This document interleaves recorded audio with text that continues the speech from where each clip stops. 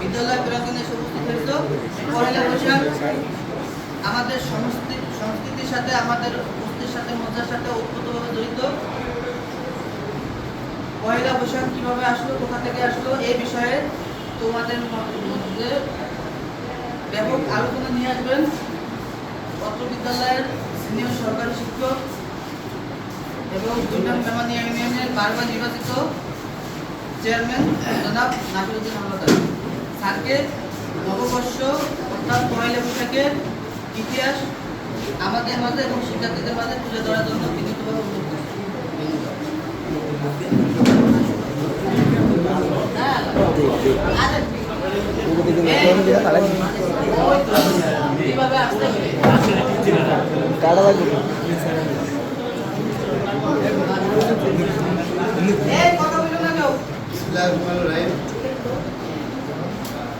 আজ পয়লা বৈশাখ এবং বাংলা নববর্ষ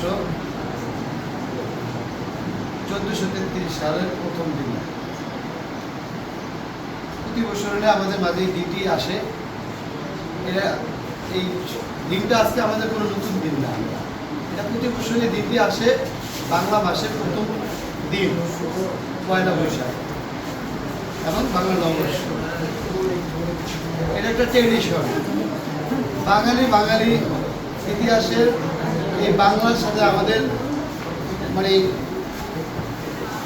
কিভাবে এই পয়লা বৈশাখ আমরা কি আসলো এবং আমাদের বিশেষ করে এই বাংলাদেশ 1947 সালে স্বাধীনতা, পাকিস্তান ভারত থেকে আলাদা হওয়ার পরে 1952 সালে ভাষা আন্দোলনের মাধ্যমে আমাদের এই দেশে আমরা এই বাংলা নববর্ষ উদযাপন করতেছি রাষ্ট্রীয়ভাবে এবং প্রাতিষ্ঠানিকভাবে প্রতি বছরই আমরা অনুষ্ঠান করি।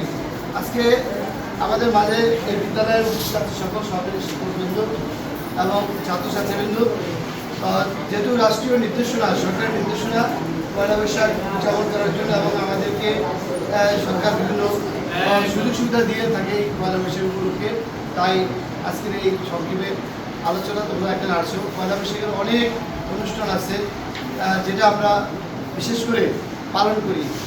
এটা নিয়ে আবার অনেকে দ্বিমত, ধর্মীয় দৃষ্টিতে অনেকে এটাকে মানে না যায় বা না পালন করার জন্য অনেক সময় বলে, কিন্তু আমরা যেহেতু বাঙালি, আমাদের এই বাংলার সাথে আমাদের মানে মাতৃভাষার সাথে আমরা আমাদের জন্ম, আমাদের মায়ের ভাষা বাংলা, এই বাংলা ভাষার সাথে আমাদের একটা মানে ঐতিহ্য জড়িয়ে আছে। তাই এই বাংলা ভাষাকে আমরা অস্বীকার করতে পারি না।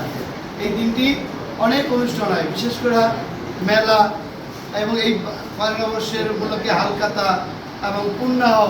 যে পুণ্যাহ আগে জমিদার প্রজাদের মাঝে খাজনা আদায়ের একটি দিন ছিল পুণ্যাহ, এই পয়লা বৈশাখের দিন জমিদাররা খাজনা আদায় করতো কৃষকদের থেকে, সেটা এখন বিলুপ্তির পথে। এখন জমিদার সেই ব্যবস্থা নাই।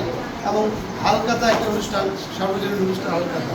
এই হালখাতা যারা ব্যবসা করে দোকান, আমরা যারা ক্রেতা, আমরা কিনি সারা বছর বাকি বকেয়া খাই এই বছরের দিনে। হালখাতায় যেমন যে দেখো না, যারা আমাদের দেশে করে কোন সময় মৌসুমে যখন মানুষের হাতে টাকা থাকে না, কৃষকদের হাতে টাকা থাকে না, অভাব থাকে, তখন আমরা বাকি বকেয়া খাই, টাকা আসলে পরিশোধ করি। কিন্তু এটা দিনটা হলো আজকের দিন। তা আমাদের গ্রামগঞ্জে দেখা গেছে এই দিনে করে না, আমরা করি আমাদের কৃষকের হাতে যখন টাকা আসে তখন আমরা হালখাতা করি। এই জন্য আমরা নববর্ষের গুরুত্ব আমরা অনেকে হয়তো এই হালখাতার গুরুত্ব আমরা মনে করি না। বড় বড় ব্যবসায়ী যারা আজকের দিনটাই এই দিনকে তারা লেনদেন পিছনের বকেয়া পরিশোধ করে নতুন খাতা নাম ওঠানো শুরু দেয় হাসি মুখে। হ্যাঁ, এবং পান মিষ্টিকে মানে পুরান খাতার নাম পচে নতুন খাতার নাম ওঠানো শুরু করে দেয়। দাওয়াতটা দেয় এভাবে। এই যে হালখাতা এবং মেলা, আজকে আমাদের সবচেয়ে বড় মেলা হয় দিনাজপুরের লেকপর্দায় 7 দিন 3 দিন। হ্যাঁ, আমাদের গ্রামে এই যে আজকে দেখো চৈত্র মাসের শেষে আজকে পয়লা বৈশাখ।